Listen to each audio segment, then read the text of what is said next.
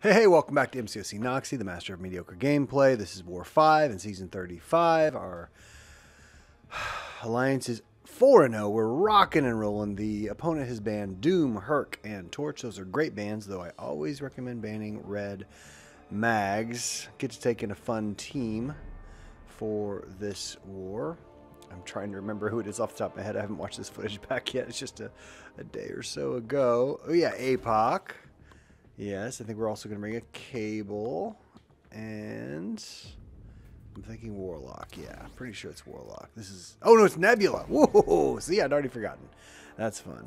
So, gonna have some really fun fights here, and my first death of the season, question mark. First death in 7 wars, going back to last season.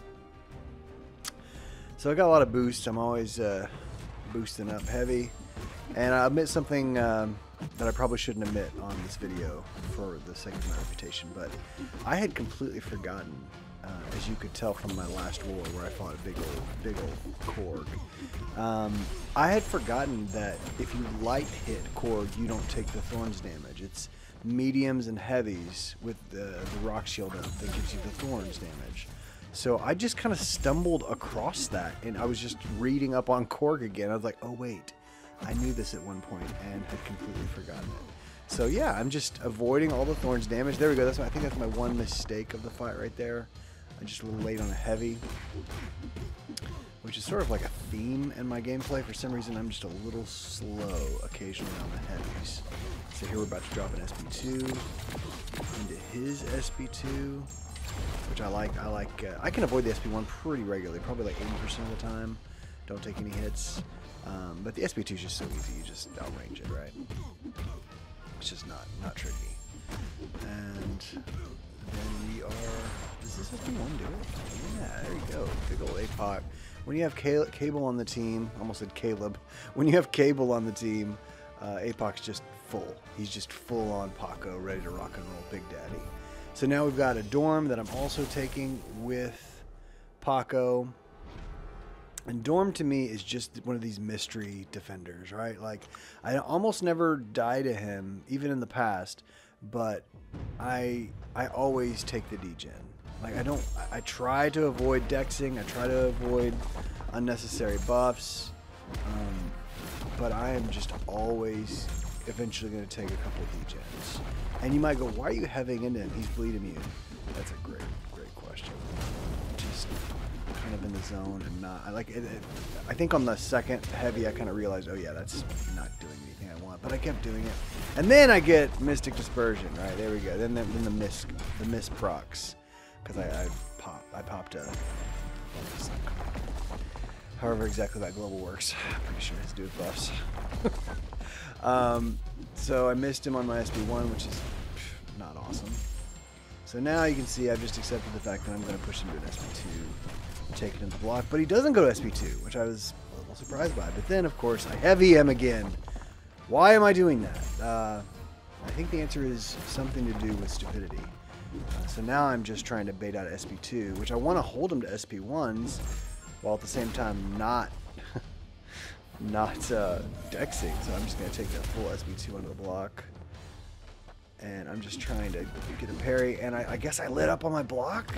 I don't know. And I'll be honest, I had completely forgotten. It reminds me right there, I had completely forgotten that at 4 charges, I can just punish through the block. I had completely forgotten that. And that fight could have been over and should have been over much faster if I had just been using the noodle. If I'd just been thinking, that fight would have been over much sooner. All right, now here's a fight that's really interesting, because this was not my fight. So I'm sure if you've been playing this game for any period of time, you've witnessed things like this. My son is playing the new Cuphead DLC next to me. He's doing a great job of being quiet, even though I know he wants to yell at the frustration of this crazy game. Which is so this is not my fight. We had the guy on Path 2, who, by the way, was one of our worst players. He quit in the middle of the war, not before the war. He quit. He had a rank 3 or rank 4 Nick Fury that was ready for this fight, and he got a little criticism, not from me, but he got a little criticism from a teammate, and then just bailed. And that's low integrity. I don't want to say much more. That's just not cool to do that. To just bail on, even if you're upset with one of the 30 guys, to bail on 28 other guys and gals because you got your feelings hurt or because you got upset. You know, man or woman up. This was a dude in this case. Like, man up. Because I'm going to take my first death of the season because I was not prepared for this fight. Like, I did not bring a good counter to this fight. Nebula's only advantage, if you want to say it, is that she's shock immune and this node can apply some shocks. But I've already blown it in regards to strike counter. I do have my SP2, but you're going to see that I push him to an SP3. I'm thinking, okay, maybe that's the way I'm going to actually do damage in this node, is pushing him to an SP3.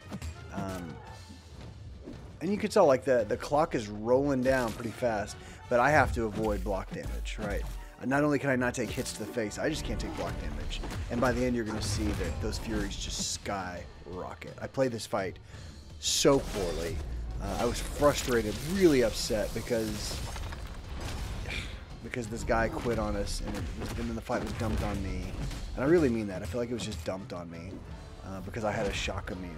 And I was just like, this is not a good setup for me.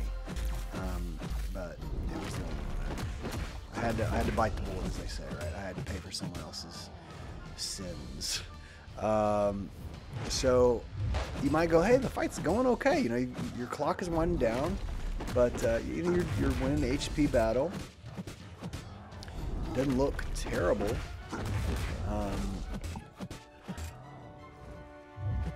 But man, it's just it's frustrating. You know, the thing I love about Alliance War is, you know, creating a plan and working a plan with 29 other teammates, right? The camaraderie is the best part of this game, actually. I think nowhere is that more personified than Alliance War. I would say nowhere else is it even come close to being a part of the game. The game's a pretty solo game outside of Alliance War.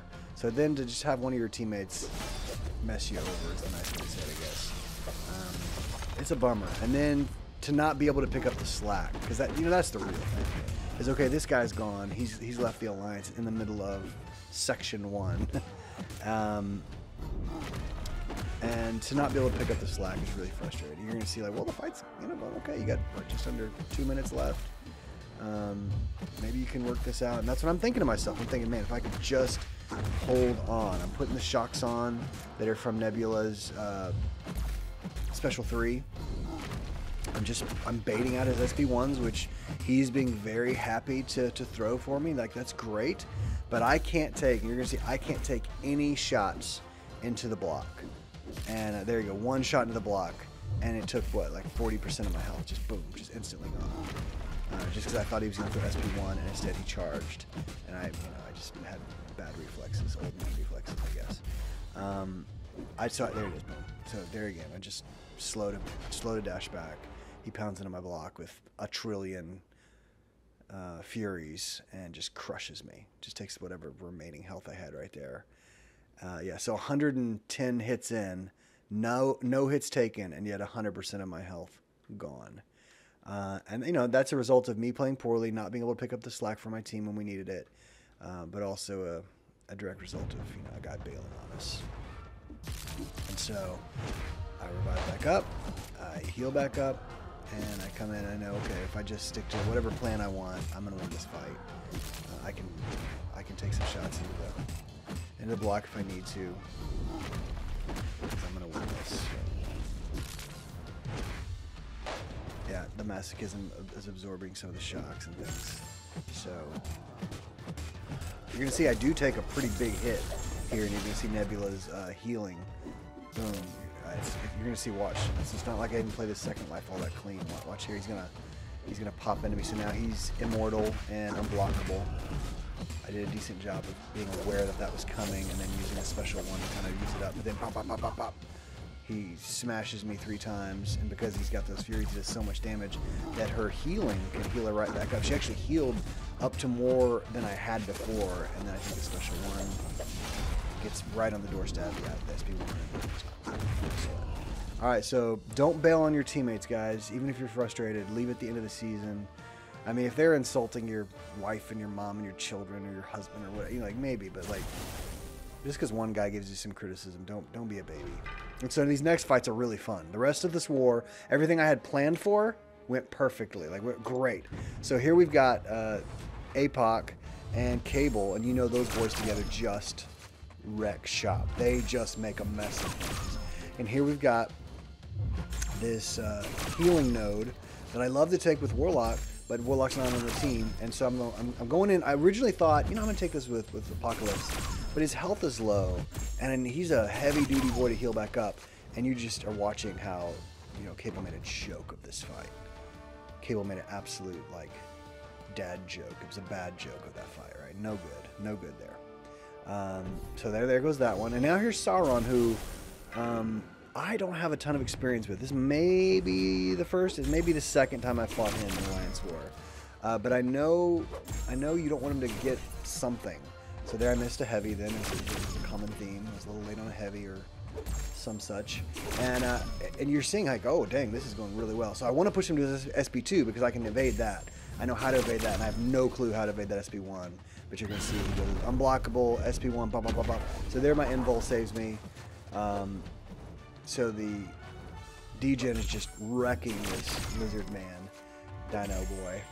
And I push to my SP2 here in a second as the Degens are continuing to do their work. And I'm like, you know, if I throw this SP2 into his block, that's going to eat up plenty of time for the Degens to do their job. So obviously shooting into the block will do a very little bit of damage, but those Degens are still working overtime. And so you throw the SP2 into the block, takes an extra 2.5 seconds or however long the SP2 is, but it also gives the Degens all that time to keep working. So here we've got a Nimrod versus Nebula. I'm just assuming you're not sick of these fights yet, because I'm not. Like, every time I get a Nebula Nimrod fight, no matter the node, I am just happy. I'm like, well, this is going to go well. I'm going to take potentially a few punches into the block, but this is going to go great. People like to place him on this node 46. I'm assuming the thought is people don't have ranked up Nebulas, because he's such a good defender.